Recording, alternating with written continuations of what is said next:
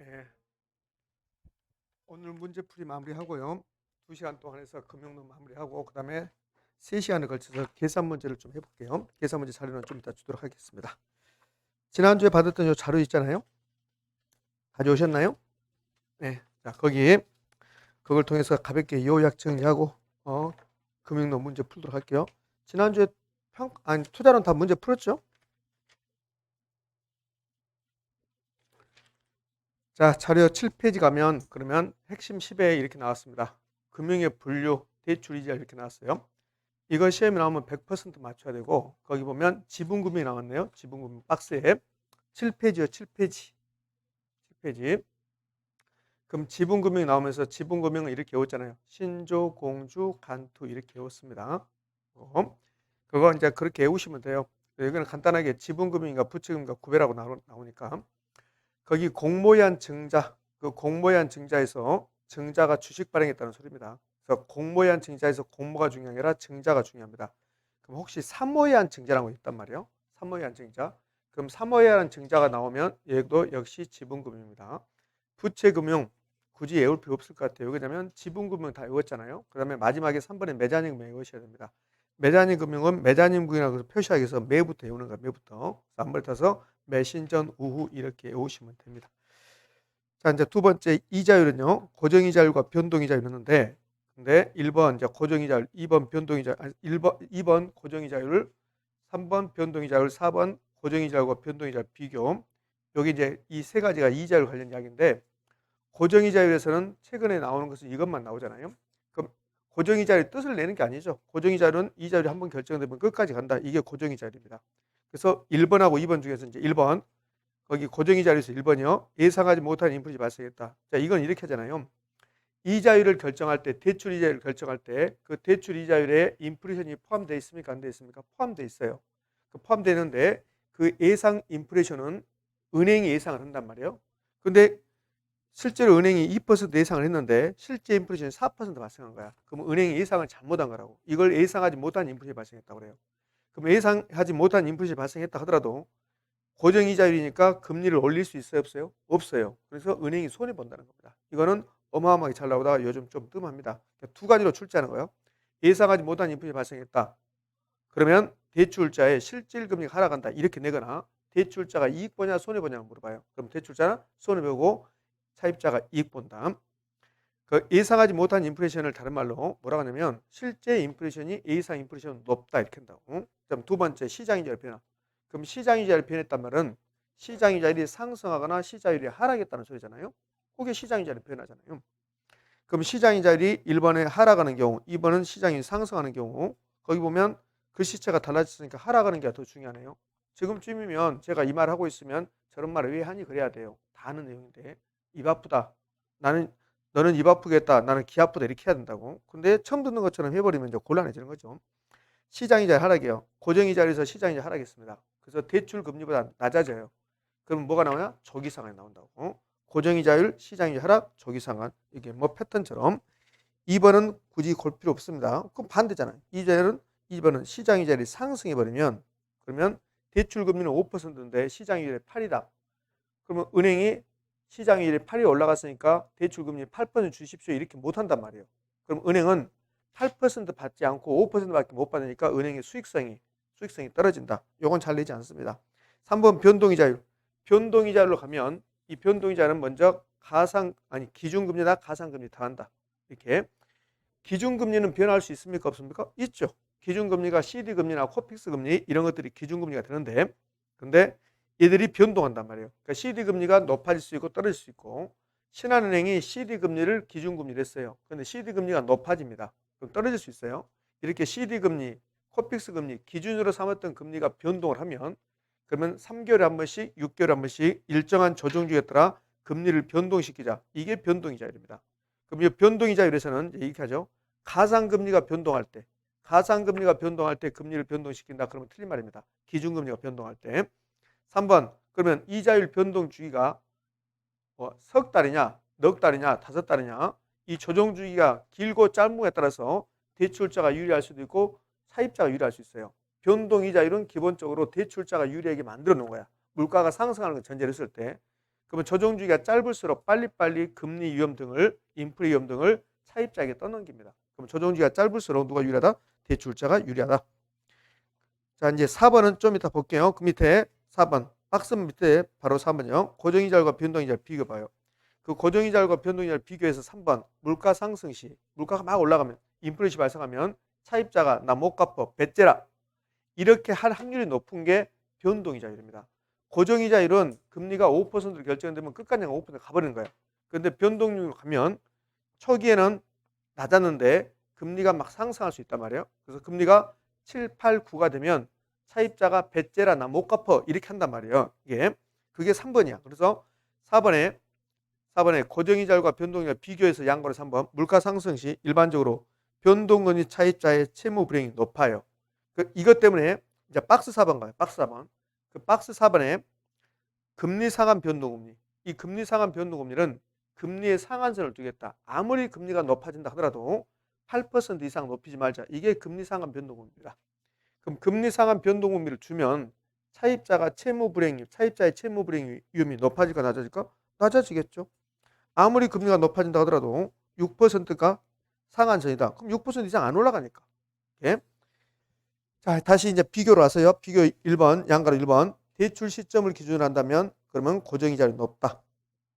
2번, 물가가 올라갈 때, 물가가 상승할 때, 인플레이션이 발생할 때 대출자에게 유리한 것은 뭐다? 변동이자율. 그럼 차입자에게 유리한 것은 고정이자율. 오케이? 그래서 그 하살표가 이렇게 나오잖아요. 하살표가. 그 하살표가 변동이자율이 대출자가 유리하다 이 말이에요. 그러니까 물가가 상승할 때 대출자를 인플레 위험으로부터 물가 상승으로부터 보호해 주는 게 뭐다? 변동이자율이다. 왜? 물가가 올라가면 변동이자율에서는 물가가 올라간 만큼 금리를 차입자에게 떠넘기잖아요. 그래서 물가 상승할 때 인플레이션으로부터 대출자를 보호해 주는 것은 뭐다? 변동이자율이다. 이렇게 됐네. 자, 이제 핵심 10번이 끝났습니다. 그럼 핵심 11번 저당 상환 방법. 저당 상환 방법은 100% 나오죠. 100%. 그럼 저당 상환 방법은 뭘 공부하냐면 이 저당 상환 방법에서요. 저당 상환 방법은 돈 빌리고 갚는 방법이라고. 그럼 저당 상환 방법에서 여러 가지 방법이 있죠. 저당 상환 방법은 가장 대표적인 게 돈 빌리고 원리금을 갚아 나가는 원리금. 그것을 원리금 상환 방법이라고. 원리금. 그 원리금 상환 방법이 있는데 이 원리금 상환 방법에 여기에서 우리가 세 가지를 배우는 거라. 어떻게 세 가지를 배우냐면 첫 번째 원금균등. 원금균등 상환 방식. 이 원금균등 상환 방식도 원리금을 갚아 나가요. 원리금을. 근데 이름이 왜 원금균등이냐? 원리금을 갚아 나가는데 원금은 항상 균등하다 해서 원금균등입니다. 두 번째 원리금 균등입니다. 그럼 원리금 균등 상환 방식. 얘는 원리금을 갚아 나가는데 원리금 상환액이 항상 일정하다. 여기서 저당 상수가 나오죠. 그러면 이 원금 균등과 원리금 균등에서 어디가 저당 상수가 나올까? 원리금 균등이 저당 상수가 나오죠. 원리금 균등 상환 방식은 이용자액 곱하기 저당 상수에서 원리금 상환을 요구하니까 원금 균등에서 저당 상수가 나온다 그럼 틀린 말이잖아요. 세 번째 체증식, 점증식 상환 방식 이렇게 나오겠네. 그럼 이제 공부 방법은 요 세 가지 방법에 특징이 있다고. 특징. 그다음에 특징 끝나고 나면 요 세 가지 비교한다고. 비교. 예? 그럼 이게 있는가 하면 여기 원리금 상환 방법이 있는가 하면 계속 만기까지 이자만 내요. 그다음에 만기에 원금을 일시에 갚아나는 거. 그 일시 원금을 생략할 수 있고 일시 상환 방식 그래요. 일시 상환 방식. 얘는 이자만 계속 내다가 만기에 원금을 갚아 나가는 거. 요 2번 만기 일시 만기도 해야 되는데 만기 일시 상환 방법. 여기에 특징 이자가 너무너무 많다는 거. 특징. 그럼 이제 원금 균등 상환 방식 특징 그러면 지금쯤이면 여러분 이 머릿속에 뭐가 생각나야 돼요. 원금 균등 그러면 특징 그러면 뭐가 나와야냐면 감소란 말이 나와야 돼. 감소. 원금 균등은 감소란 말이 나온다. 원금 균등에서 가장 중요한 말은 감소입니다. 그럼 감소 점점 감소거든. 그럼 점점 감소란 말은 무슨 말이냐면 초기에는 크다는 소리예요. 원금 균등 상환 방식 매기가 갚아야 될 원리금 상환액. 이 원리금 상환액이 점점 감소하거든. 원리금 상환액. 왜 원리금 상환액이 감소할까요? 원리금 상환액은 원금 상환액에다 이자 비용 더한 거라고. 근데 원금 상환액은 항상 일정해요. 1,000만 원 이렇게. 근데 이자는 점점 증가해요, 감소해요? 감소해요. 그래서 원금 균등 상환 방식은 원금 상환액은 항상 일정한데 원리금 상환액은 감소해요. 그러니까 감소가 포인트예요. 그다음에 총부채 상환 비율이라는 게 있다고. 그러니까 총부채 상환 비율의 수식을 알면 좋을 텐데 아마 이게 수식이 기억이 안 날 거란 말이에요. 그러면 이거는 여러분에게 총부채 상환 비율 수식을 쓰란 말 안 나오니까 이렇게 된다고. 원금 균등 상환 방식은 총부채 상환 비율이 어떤 형태를 보입니까? 이 어떤 형태를 보인단 말은 증가합니까? 감소합니까? 변화가 없습니까? 일정합니까? 요거 물어본단 말이에요. 그럼 이 총부채 상환 비율은 요 상환하고 똑같단 말이에요. 그러면 원리금 상환액이 감소하면 총부채 상환 비율은 뭐한다? 감소한다. 이렇게 연결하면 된단 말이에요. 그럼 총부채 상환비율 수식이 이렇게 된다고. 어떻게 되냐면 총부채 상환비율 수식이 차입자의 연간소득. 그럼 차입자의 연간소득분의 이게 원리금 상환액이라고. 원리금 상환액. 예? 그럼 차입자의 연간소득이 1억이라고 그냥 가정을 해봐요.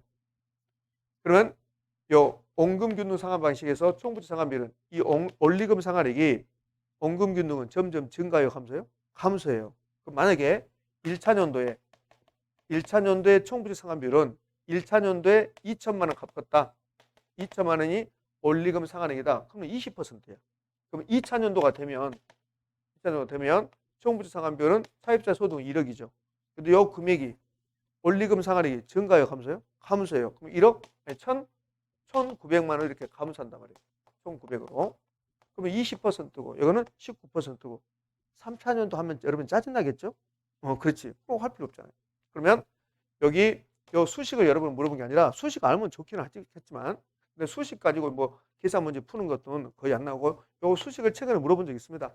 총부채 상환비율 계산하라고 물어본 적이 있고 근데 수식을 좀 그러면 최소한 요 원리금 상환액하고 총부채 상환비율 같은 의미다 이렇게 하시면 돼요. 예? 그다음에 대출 잔액은 증가할까 감소할까? 잔액, 잔금 감소하겠죠. 감소. 갚아 나가니까 그렇잖아요. 그래서 원금균등 상환 방식은 요 감소.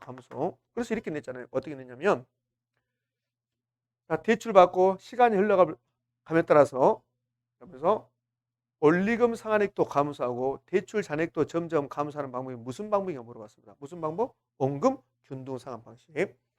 그러면 대출 잔액은 요 세 가지다. 정상적인 상환이 이루어진다면 세 가지다. 대출 잔액은 감소해요. 대출 잔액은. 그다음에 무엇도 감소할까요? 이자도 감소해요. 이자도 감소하겠죠. 갚아 나가면 정상적인 상환이 이루어진다면. 근데 정상적인 상환이 이루어지지 않으면 그러면 이자가 붙어서 이자가 늘어날 수 있겠죠. 근데 비정상적인 안 물어볼 거니까. 정상적인 상환이 이루어진다면 그러면 전부 다 이자는 감소. 그럼 이자는 쟁점이 되지 않습니다. 자, 그럼 원금균등 상환 방식 요건 이제 됐습니다. 그럼 원리금 균등 상환 방식. 여기서는 저당 상수가 나오는 게 아니고 원리금 균등 상환 방식에서는 융자액 곱하기 저당 상수 그러면 원리금 상환액이 계산된다는 거. 그럼 원리금 상환액은 항상 일정이에요. 요건 쟁점이 아니죠. 원금 균등 상환 방식에서 원금 상환액이 항상 일정하다. 어떻게 그게 쟁점이 되겠습니까? 쟁점이 안 되죠. 그럼 원리금 균등 상환 방식은 원리금 상환액이 항상 일정하다. 요건 쟁점이 아니라고. 그럼 뭘 물어보냐면 이걸 물어봐. 그럼 원리금 균등 상환 방식에서 매기간 원금 상환액은 어떻게 됩니까? 요거 엄청나게 잘 물어본다고. 원금 상환액. 원금 상환액은 증가야, 증가. 원금 상환액은 왜 그러냐면 요 원리금 균등 상환 방식은요. 원리금 상환액이 항상 일정해요. 그럼 1차 년도에 원리금 상환액이 1,630만 원이라고 이제 가정해요. 1,630이다. 1,630이다. 라고 가정을 합시다. 그럼 이 1,630은 원금하고 이자란 말이에요. 원금하고 이자. 그러면 이게 원금 상환액하고 이자 비용인데 이 원리금 균등 상환 방식은 매기간 갚은 금액이 1,630원이냐 똑같아요. 1,630, 2차도 1,630. 이 1,630은 원금하고 이자란 말이에요. 그러면 이게 1,630 중에서 이자가 1,000만 원이고 원금이 630만 원이에요. 이게 누가 보면 이자가 630이고 원금이 1,000만 원처럼 느껴져요. 그렇잖아요. 초기는 원리금 균등 상환 방식은 초기에는 이자가 더 많아요. 원금보다. 그럼 이제 2차 년도 가봐요. 2차 년도 가면 1,630 원리금인데 근데 이자가 점점 증가해요, 감소해요? 감소해요. 그럼 이자 비용이 이게 900이라고 이제 생각을 해봐요. 감소했으니까. 그럼 원금 상환액은요? 730이 되는 거예요. 이렇게. 그래서 원리금 균등 상환 방식에서 가장 이론적으로 가장 시험에 잘 나오고 이게 가장 잘 나온단 말이에요. 원금 상환액은 점점 증가한다, 감소한다? 증가. 그럼 왜 원금 상환액이 점점 증가할까요? 이자가 감소하니까. 자, 그다음에 두 번째. 그러면 요 원리금 균등 상환 방식에서는 총부채 상환 비율이 어떤 모습 보일까요? 총부채 상환 비율이 점점 증가할까 감소할까? 일정이에요, 일정. 일정하다고 얘는 항상 일정합니다. 이 총부채 상환 비율은 뭐하고 똑같다고 그랬어요? 원리금 상환액과 똑같다고 했잖아요. 그럼 원리금 균등 상환 방식은 원리금 상환액이 항상 똑같잖아요. 그럼 총부채 상환 비율도 항상 똑같아야지. 1차년도 원리금 상환액이 1630을 하겠어요. 그럼 차입자의 연간 소득이 1억이라고, 연봉 1억. 그러니까 이게 1630. 그러면 16.3%. 그럼 2차년도 1억. 1630, 16.3% 똑같잖아요. 눈만 크게 뜨면 된다니까요. 아무것도 아니라니까요. 그럼 최정식 상환 방식, 점증식 상환 방식은 특징이 초기에는 조금 갚는 거야. 그러니까 점증식 상환 방법이 왜 요거는 계산 문제 안 나옵니다. 요 두 개는 계산 문제 있지만 요거는 계산 문제 없어요. 점증식 상환 방식은 왜 만들었냐면 젊은 사람들이 소득 수준이 낮아요. 그 대출 받아서 집 사기가 곤란하니까 젊은 사람들은 소득 수준이 낮으면 그래 초기에 조금만 갚아라. 나중에 당신 소득이 늘어나면 많이 갚아라. 그래서 소득 수준이 상승할 걸 예상되는 젊은 사람에게 유리하다는 거. 요거 한 3번 나오죠. 근데 반대로 소득 수준이 감소할 걸 예상되는 사람에게 유리하다. 그러면 최정식 그러면 틀린 말이죠. 예? 요거하고 그다음에 요 최정식 상환 방식의 가장 큰 특징은요. 이자가 너무너무 많다는 거예요. 이자가. 요 세 가지만 본다면 이자가 많죠. 왜? 빨리 못 갚으니까. 그럼 얘는 요 원금균등 요 세 가지 중에서 원금균등이 이 세 가지 방법이라면 원금균등이 초기에 많은 금액을 갚아버려요. 그럼 초기에 많은 금액을 갚아버리면 이자가 작다는 거. 이게 이자가 이게 가장 많다는 거. 그러니까 최정식 상환 방법은 미래의 소득이 증가를 계산하는 젊은층이 유리하다. 그다음에 이자가 많다. 또 하나 이제 한 번도 안 나온 게 있는데 부의 상환이라는 게 있어. 부의 상환. 초기에 부의 상환, 마이너스 상환 이런 게 있단 말이에요. 이건 아직 한 번도 안 나왔습니다. 여기에 무슨 말이냐면 이런 뜻이에요. 내가 이제 유흥자를 얼마를 받았냐면 유흥자액이 1억입니다. 1억. 그럼 1차년도에 이자 비용이 만약에 1,000만 원이라 봐요. 1차년도 이자가 1,000만 원이다. 그런데 1차년도 이자만 1,000만 원이면 거기다 원금까지 붙여버리면 그러면 엄청나게 많으니까 1차년도에 이자 비용이 1,000만 원인데 이 1,000만 원을 못 갚고 500 갚았어. 500을 상환했단 말이에요. 그럼 500을 상환했으면 이게 원금 상환한 게 아니잖아요. 그럼 이자 낸 거잖아요. 그럼 이자를 다 못 갚았잖아요. 이자가 1,000만 원인데. 그러면 못 갚은 이자가 원금에 달라붙어요. 그러면 돈을 빌리고 갚으면 이 원금이 줄어들어야 되는데 오히려 원금이 늘어나잖아요. 1억 500으로. 그것을 부의 상환이라고. 부의 상환. 한 번도 안 나왔습니다. 그러니까 최정식 상환 방법은 부의 상환이 나올 수 있다 없다? 있다. 그러면 각각의 방법의 특징이 다 끝났어요. 그럼 이제 비교하는데 이 두 개, 원리금 균등하고 원금 균등 이 두 개 유일한 공통점이 있습니다. 유일한 공통점이요. 1회차 이자 비용이 똑같아요. 나머지는 다 달라. 1회차 이자 비용이 똑같고 초기에 많이 갚아나는 게 원금 균등. 그럼 이렇게 물어본다고. 어떻게 물어보냐면 초기에 이 원리금 상환액의 크기 순서. 그러면 원금 균등, 원리금 최정식. 총부채 상환 비율 크기 순서. 원금 균등, 원리금 최정식 이렇게 하는 거예요. 세 가지 중에서 그래서 이자를 가장 많이 내는 것 최정식. 그다음에 원리금, 원금. 이 세 가지 중에서 내가 10년 동안 빌리고 3년 갚고 나서 3년 지난 시점에서 조기 상환해야 되겠다. 중도 상환해야 되겠다. 그때 남아있는 금액, 내가 상환해야 될 금액, 그 크기 순서. 그럼 여기에 가장 많이 못 갚았잖아요. 그럼 이게 가장 많이 남아있는 거죠. 그 다음에 원리금, 원금 등. 중도 상환할 때 잔금 비율, 아직 못 갚은 비율, 잔금 비율이 가장 큰 건 뭐예요? 최정식, 원리금, 원금 이렇게. 그다음에 이제 요거 만기 상환, 요 만기 상환을 집어넣어서 이제 요걸 집어넣으면 그럼 이제 이자 수입의 크기, 이자 비용의 크기요. 이자 비용이라 나올 수도 있고 이자 수입이라 나올 수 있어요. 이자 비용은 차입자 입장이고 그다음에 대출자 입장에서는 이자 수입이 되는 거고. 그럼 요거 집어넣어서 이자 수입의 크기 그러면 만기 상환, 최정식, 원리금, 원금 이렇게. 자, 이제 가중평균 상환기간이라고 있어요. 가중평균 상환기간. 가중평균 상환기간 이렇게 나왔습니다. 그러면 요 네 가지 방법. 내가 1억을 융자 받았다. 그럼 상환기간이 10년이다. 그럼 네 가지 방법 다 상환기간이 10년이야. 10년. 10년인데 요 가중평균 상환기간은 요 10년 동안 갚는 것을 평균 내보자. 평균. 그럼 평균 내보면 이거 상환기간이 어떻게 되는가? 내가 1억을 빌리고 10년 동안 갚아 나가는데 근데 1차 년도에 5천만 원을 갚아버려. 5천만 원? 그러면 내가 갚아 나가는 기간이 평균 내면 길어질까 짧아질까? 짧아지겠지. 짧아져. 그거라고 이거. 그러면 이 네 가지 중에서 초기에 많은 금액을 갚아버리는 게 뭘까요? 원금균등. 그럼 원금균등이 가중평균 상환기간이 짧아진다고. 이렇게. 그래서 이 가중평균 상환기간이 나오잖아요. 그러면 복잡하지 말고 이자 수입하고 크게 순서가 똑같다. 이자 수입하고. 이자 비용, 이자 수입하고 순서가 똑같아요. 그럼 이자 비용 갈까요? 이자 비용 번호 붙여볼게요. 이자 비용 1번, 2번, 3번, 4번이잖아요. 이렇게? 그럼 가중평균 상환기간 1번, 2번, 3번, 4번. 똑같죠. 이렇게. 자, 그럼 이제 저당 상환 방법 제가 다 설명을 했습니다. 7페이지 하단부에 4번, 오른쪽이 4번. 세 가지 방법 비교 나왔네요. 거기 1번, 대출 초기 차입자의 상환. 차입자는 상환이고 대출자는 해수이죠. 및 총부채 상환비의 크기 순서는요. 원금균등, 원리금, 체증시 이렇게. 거기 차입자 상환액이 무슨 상환액입니까? 원리금 상환액이야. 그럼 원리금 상환액의 크기 순서나 총부채 상환비의 크기 순서나 같아야 달라요? 같죠. 2번 중도 상환할 때 대출 잔금 많이 남아있는 거, 그 다음에 대출 비율, 역시 대출 비율 다른 말로 대부 비율을 합니다. 잔금 비율 다 똑같죠. 그럼 초기에 빨리 갚아버리는 원금균등은 대출 잔금이 작겠네. 3번 전체 대출 기간 중 총 이자 납부액 및 총 원리금 누적액. 이자가 많으면 원리금 누적이 많겠잖아요. 체증식 원리금 균등, 원금 균등. 4번 원금 균등과 원리금 균등 상환 방식의 첫해 원리금 상환액은 달라요.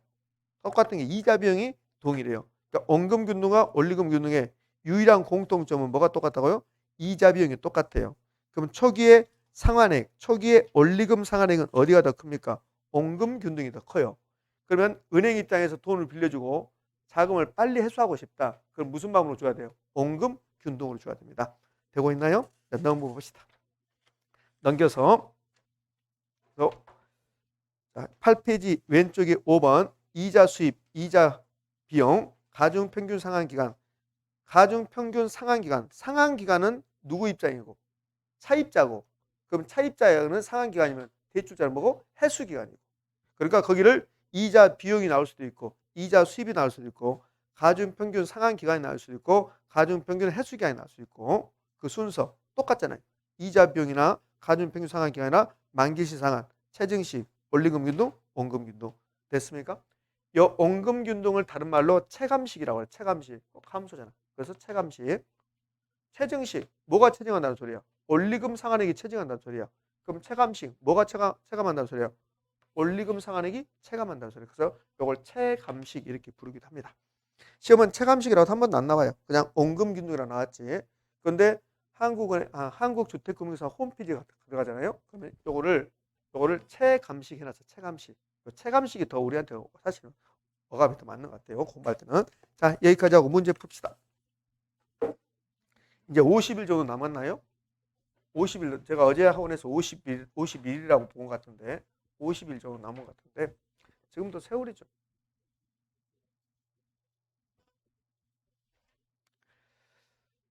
여러분들이 빨리 결정을 하셔야 돼요. 무슨 결정을 하셔야 되냐면 공부가 안 돼 있으면 1차 위주로 공부를 하고 2차는 수업만 듣는다. 1차, 2차만 쫓아가 버리면 그러면 둘 다 안 되니까 빨리 여러분들이 선택을 하셔야 돼요. 그 다음에 특별한 게 없습니다. 특별한 게 없고 학원에서 제시한 대로 따라갈 수밖에 없어요. 특별한 방법 있으면 저한테 알려주세요. 저도 그 방법 써보게요. 특별한 방법 없네요. 자, 문제집 200페이지부터 이제 볼 건데 200페이지 1번, 201페이지에 2번, 3번 다 똑같은 문제입니다. 그 다음에 몇 번 거기 202페이지 4번까지 다 똑같은 문제예요. 자, 거기서 제가 이제 3번 문제 제가 감정평가전 시험에 나왔던 거 201페이지요. 그 3번 문제 한번 봅시다. 지분, 매자니, 부채 금융이 있다. 이 중 지분금을 모두 고른 거 그랬습니다. 지분금 뭐요? 신조, 공주, 간투 그러면 되잖아요. 이렇게. 자, 거기에 미음, 신주 인수권부 사채. 이건 무슨 금융입니까? 매자니. 자, 됐어요. 자, 그렇게 하시면 되고 그 기억에 저당 금융 나오죠? 그 저당 금융, 저당 대출 201페이지 3번 문제예요. 201페이지 3번 문제. 저당 금융, 저당 대출 이렇게 나오거든. 금융. 요 뒤에 금융이라고 말이 들어가잖아요. 금융이라는 말 들어가면 다 부채 금융이에요. 요 금융이라는 말 들어가면 부채 금융. 그럼 요 금융이라고 끝나는 게 저당 금융이 나올 수도 있고 신탁 증서 금융이라고 나올 수도 있고 또 금융이 하나 있을 건데요. 뭐가 있을까요? 프로젝트 파이낸싱. 프로젝트 파이낸싱은 프로젝트 금융이라고 한다고. 프로젝트 금융 이렇게 부른다고. 프로젝트 파이낸싱 금융이잖아요. 요 금융 들어가면 전부 다 무슨 금융입니까? 부채 금융이다. 자, 됐습니다. 이제 넘깁니다. 거기 니은에 신탁 증서 금융 나오잖아요. 이렇게 금융 들어가면 그게 뭡니까? 부채 금융입니다. 이제 넘겨봐요. 넘겨서 202페이지 4번 문제로 갑시다. 그 4번 문제를 보면 재밌는 게 하나 있어요. 4번 문제. 니을 부동산 그 4번 문제 니을 봐요. 부동산 투자에서의 회사채 발행. 미음 부동산 투자에서 주식 발행이 나왔습니다.